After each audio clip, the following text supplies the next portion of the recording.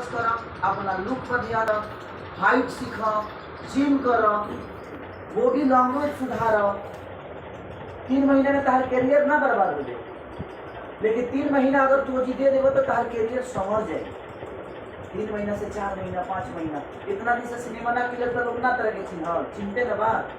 हम कहाँ तो तेजी भी हुई थी, हम कहते तेजी की बात ना हम कई जगह से सुन लेनी। तू कहानी पर काम करवाओ शुरू कर, अपने आप के अलग कर। साल भर मेहनत करे डांस को क्लास। लेकिन तू चाहता है हम म्यूजिक में सिनेमा में जाके अगर डांस सीखी तो संभव नहीं। खाली प्रमोद प्रेमी सीखते बड़े, विशेष सीखते बड़े, कल्लू सीखते बड़े, सब जना सीखते बड़ो। समर सिंह हीरो हुए, झाट 5 लाख के औकात नहीं के 35 लाख से ऊपर कौन सिनेमा के लेना मुझे। अब वो टीवी को रिमोट पा गए लोग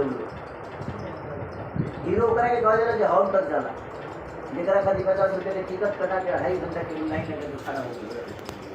आना तो ठीक बा, 35 से ज्यादा ही बा 28 29 में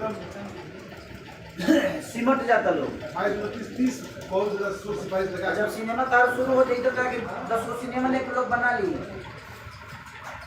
एक बार घूम घूम के 50,000 60,000 6 लाख रुपए की जो कार्यक्रम करता रहा वो बंद हो जाएगी, आवक बंद हो जाएगी। आज तरह के 20 दिन साइन करी